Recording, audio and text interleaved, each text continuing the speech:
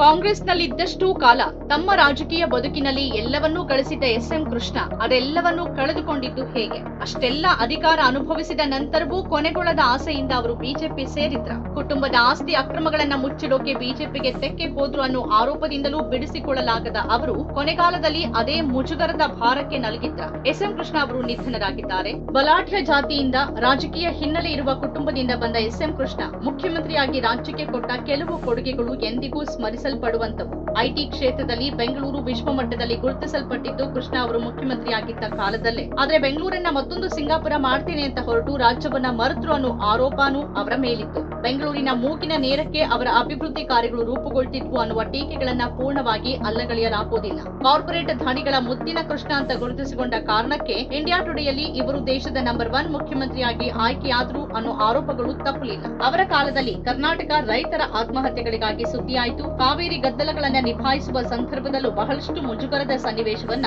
S M Krishna ಎದುರಿಸಬೇಕಾಯಿತು. ಎಲ್ಲದಕ್ಕಿಂತ ಮುಖ್ಯವಾಗಿ ನಟ ಡಾ ರಾಜ್ಕುಮಾರ್ ಅವರನ್ನ ಕಾಡುಗಳ ವೀರಪ್ಪನ್ ಅಪಹರಿಸಿದ್ದು ಅವರ ಅಧಿಕಾರದ ಅವಧಿಯಲ್ಲೇ. ಬರಗಾಲದಿಂದ ತತ್ತರಿಸಿದ ರೈತರ ಸಂಕಟಗಳಿಗೆ ಕೃಷ್ಣ ಧ್ವನಿಯಾಗಲಿಲ್ಲ ಎನ್ನುವ ಟೀಕೆಗಳು ಕೃಷ್ಣರ ಬೆನ್ನು ಬಿದ್ದಿದ್ವು. 21ನೇ ಶತಮಾನವನ್ನ ಅದ್ದೂರಿಯಿಂದ ಸ್ವಾಗತಿಸ್ತಾ ಇದ್ದ ಕಾಲದಲ್ಲೇ ಕರ್ನಾಟಕವನ್ನ ಅದಕ್ಕೆ ಪೂರಕವಾಗಿ ಸಿದ್ಧಗೊಳಿಸುವ ಕನಸನ್ನ ಎಸ್ಎಂ ಕೃಷ್ಣ ಅವರು ಕಂಡಿದ್ರು. ಖಾಸಗೀಕರಣ, ಉದಾರೀಕರಣಕ್ಕೆ ರಾಜ್ಯವನ್ನ ಪೂರ್ಣವಾಗಿ ಸಜ್ಜುಗೊಳಿಸಿದ್ದು ಕೃಷ್ಣ ಅವರೇ. ಆದ್ರೆ ಬೆಂಗಳೂರು ಸಿಂಗಾಪುರ ಆಗೋದಿರ್ಲಿ, ಈಗಲೂ ಒಂದು ಮಳೆಯನ್ನ ತಾಳ್ಕೊಳ್ಳೋದಕ್ಕೆ ಈ ನಗರಕ್ಕೆ ಕಷ್ಟವಾಗ್ತಾ ಇದೆ. ದೇವರಾಜ ಅರಸು ಅವರ ಮಾರ್ಗದರ್ಶನದಲ್ಲಿ ಕಾಂಗ್ರೆಸ್ ಸೇರಿದ ದಿನದಿಂದ ಎಸ್ಎಂ ಕೃಷ್ಣ ಅವರು ಇಂದಿರಾ ಗಾಂಧಿಗೆ ಹತ್ತಿರದವರಾಗಿ ಕೇಂದ್ರ ಮತ್ತು ರಾಜ್ಯದಲ್ಲಿ ಹಲವು ಅತ್ಯುನ್ನತ ಸ್ಥಾನಗಳನ್ನ ತನ್ನದಾಗಿಸ್ತಾನೆ ಹೋದ್ರು. ತನ್ನ ಇಳಿ ವಯಸ್ಸಿನಲ್ಲೂ ವಿದೇಶಾಂಗ ಸಚಿವ ಸ್ಥಾನವನ್ನ ವೈಯಕ್ತಿಕ ವರ್ಚಸ್ಸಿನ ಬಲದಿಂದ ತನ್ನದಾಗಿಸಿಕೊಂಡವರು. ಕರ್ನಾಟಕದಲ್ಲಿ ಮೊಟ್ಟ ಮೊದಲ ಬಾರಿಗೆ ಉಪಮುಖ್ಯಮಂತ್ರಿ ಹುದ್ದೆಯ ಅಗತ್ಯವನ್ನ ಸೃಷ್ಟಿ ಮಾಡಿದ್ದು ಎಸ್ಎಂ ಕೃಷ್ಣ. ಹಿರಿಯ ನಾಯಕ ವೀರಪ್ಪ ಮೊಯ್ಲಿ ಮುಖ್ಯಮಂತ್ರಿ ಆಗಿದ್ದಾಗ ಕೃಷ್ಣ ಅವರನ್ನ ಸಂತೈಸೋಕೆ ಕಾಂಗ್ರೆಸ್ ಹೈಕಮಾಂಡ್ ಅನಿವಾರ್ಯವಾಗಿ ಕೃಷ್ಣ ಅವರನ್ನ ಉಪಮುಖ್ಯಮಂತ್ರಿಯನ್ನಾಗಿ ಮಾಡಿತು. ಅಲ್ಲಿಂದ ಅದೀಗ ರಾಜ್ಯದಲ್ಲಿ ಒಂದು ಅನಿವಾರ್ಯ ಹುದ್ದೆಯಾಗಿ ಮುಂದುವರಿತಾ ಇದೆ. ರಾಜ್ಯದಲ್ಲಿ ಎಸ್ಎಂ ಕೃಷ್ಣ ಮುಖ್ಯಮಂತ್ರಿಯಾಗಿ ಅಧಿಕಾರ ಸ್ವೀಕರಿಸಿದಾಗ ಕಾರ್ಪೊರೇಟ್ ಶಕ್ತಿಗಳು ಬೆಂಗಳೂರಿನಲ್ಲಿ ಬಲ ಪಡೆದವು. ಗ್ರಾಮೀಣ ಕರ್ನಾಟಕ ನಿರ್ಲಕ್ಷಿಸಲ್ಪಡ್ತು ಅನ್ನುವ ಮಾತುಗಳು ಇವೆ. ಇವುಗಳ ನಡುವೇನೂ ಕೃಷ್ಣ ನೇತೃತ್ವದಲ್ಲಿ ರಾಜ್ಯದಲ್ಲಿ ಯಶಸ್ವಿ ಬಿಸಿಯೂಟ ಯೋಜನೆ ಆರಂಭ ಆಯಿತು. ಈ ಯೋಜನೆ ಗ್ರಾಮೀಣ ಪ್ರದೇಶದಲ್ಲಿ ಮಕ್ಕಳನ್ನ ಮರಳಿ ಶಾಲೆಗೆ ಕರೆತರೋಕೆ ಕ್ರಾಂತಿಕಾರಿಯಾದ ಪಾತ್ರವನ್ನ ನಿರ್ವಹಿಸಿತು. ಹಲವು ಟೀಕೆಗಳು ಕೇಳಿ ಬಂದಾಗಲೂ ಅವುಗಳನ್ನ ನಿರ್ಲಕ್ಷಿಸಿ ಶಾಲೆಯ ಹಿತ್ತಲಲ್ಲಿ ಬಿಸಿಯೂಟಕ್ಕೆ ಒಲೆ ಹಚ್ಚಿದರು ಕೃಷ್ಣ.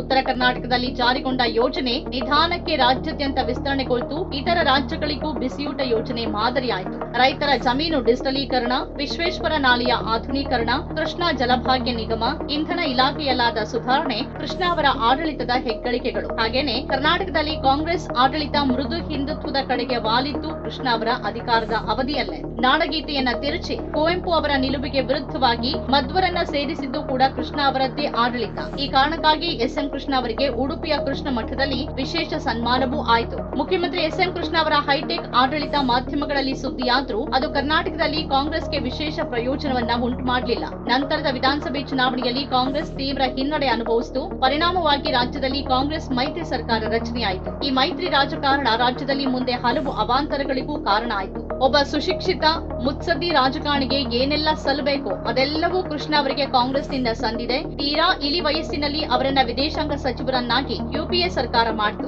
ವಯಸ್ಸಿನ ಕಾರಣದಿಂದ ಹಲವು ತಪ್ಪುಗಳು ಘಟಿಸಿ ತಮಾಷೆಗೂ ತುತ್ತಾದ್ರು. ಬಳಿಕ ವಯಸ್ಸಿನ ನಿಬಂಧನೆ ಹಾಕಿ ಕಾಂಗ್ರೆಸ್ ಹೈಕಮಾಂಡ್ ಕೃಷ್ಣ ಅವರನ್ನ ಅಧಿಕಾರದಿಂದ ಹೊರಗಿಟ್ಟಾಗ ನನ್ನನ್ನ ಕಾಂಗ್ರೆಸ್ನಲ್ಲಿ ಕಡೆಗಣಿಸಲಾಗಿದೆ ಎನ್ನುವ ಪುಳ್ಳು ನೆಪವನ್ನ ಮುಂದಿಟ್ಟು ಕಾಂಗ್ರೆಸ್ ತೊರೆದು ಬಿಜೆಪಿ ಸೇರಿದ್ರು. ರಾಜಕೀಯ ಬದುಕಿನುದ್ದಕ್ಕೂ ಸ್ಥಿತಪ್ರಜ್ಞರು ಅಂತಾನೆ ಗುರುತಿಸಲ್ಪಟ್ಟಿದ್ದ ಕೃಷ್ಣ ತನ್ನ ಇಳಿ ವಯಸ್ಸಿನಲ್ಲಿ ಈ ಸ್ಥೀಮಿತತೆಯನ್ನ ಕಳೆದುಕೊಂಡ್ರು.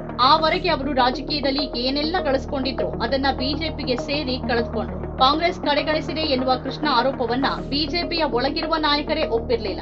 ಅವರ ಸೇರ್ಪಡೆಯನ್ನ ಕೆಲವು ಬಿಜೆಪಿಯ ನಾಯಕರೇ ವ್ಯಂಗ್ಯ ಮಾಡಿದ್ರು. ಮುಖ್ಯವಾಗಿ ತನ್ನನ್ನ ಕಡೆಗಣಿಸಲಾಗಿದೆ ಅಂತ ಬಿಜೆಪಿ ಸೇರಿದ ಕೃಷ್ಣ ಅವರನ್ನ ಬಿಜೆಪಿ ಅದಕ್ಕಿಂತಲೂ ಹೀನಾಯವಾಗಿ ನಡೆಸಿಕೊಳ್ತು. ರಾಜ್ಯಸಭೆಗೆ ಆಯ್ಕೆ ಮಾಡತ್ತೆ ಅನ್ನುವ ಅವರ ನಿರೀಕ್ಷೆ ಹುಸಿಯಾಯಿತು. ಕೇಂದ್ರ ಸರ್ಕಾರ ತನಿಖಾ ಸಂಸ್ಥೆಗಳನ್ನ ಮುಂದಿಟ್ಟು ಬೆದರಿಸಿದ ಪರಿಣಾಮವಾಗಿ ಅವರು ಬಿಜೆಪಿಗೆ ಸೇರುವ ಸನ್ನಿವೇಶ ಸೃಷ್ಟಿಯಾಯಿತು ಅನ್ನೋ ಮಾತುಗಳು ಇವೆ. ಹಾಗೆ ಪಕ್ಷಾಂತರ ಮಾಡುವ ಮೂಲಕ ಅಳಿಯನ ಅಕ್ರಮಗಳನ್ನ ಸಕ್ರಮಗೊಳಿಸೋಕೆ ಪ್ರಯತ್ನಿಸಿದ್ರು. ಆದ್ರೆ ಈ ಸೇರ್ಪಡೆಯಿಂದಲೂ ಕೃಷ್ಣ ಕುಟುಂಬಕ್ಕೆ ವಿಶೇಷ ಪ್ರಯೋಜನ ಆಗಲಿಲ್ಲ.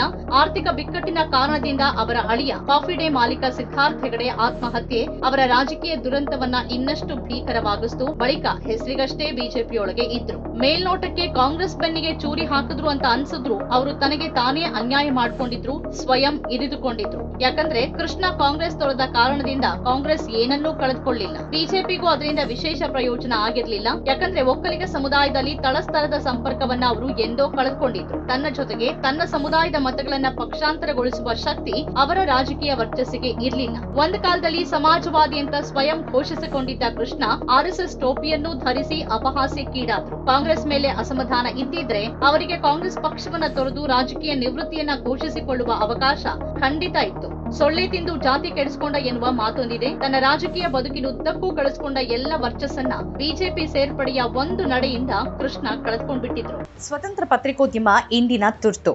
ಅದನ್ನ ವಾರ್ತಾ ಭಾರತಿ ಮಾಡ್ತಾ ಇದೆ. ನಮ್ಮ ಚಾನೆಲ್ ಅನ್ನ ಸಬ್ಸ್ಕ್ರೈಬ್ ಮಾಡೋದ್ರ ಜೊತೆಗೆ ಬೆಲ್ ಐಕಾನ್ ಒತ್ತಿ ನಮ್ಮನ್ನ ಬೆಂಬಲಿಸಿ. ಹಾಗೆ ನಮ್ಮ ಕಾರ್ಯಕ್ರಮಗಳನ್ನು ಲೈಕ್ ಮಾಡಿ, ಕಮೆಂಟ್ ಮಾಡಿ, ಅದನ್ನು ಬೇರೆಯವರಿಗೂ ಕೂಡ ಶೇರ್ ಮಾಡಿ. ಹೀಗೆ ನೀವು ಮಾಡಿದಾಗ ನಮ್ಮ ಚಾನೆಲ್ ಮತ್ತಷ್ಟು ಜನರಿಗೆ ತಲುಪತ್ತೆ. ಆ ಮೂಲಕ ನಮಗೆ ಸಹಕಾರ ಆಗುತ್ತೆ. ಇದು ನೀವು ಯಾವುದೇ ಖರ್ಚಿಲ್ಲದೆ ಮಾಡಬಹುದಾದ ಸಹಕಾರ. ಧನ್ಯವಾದ.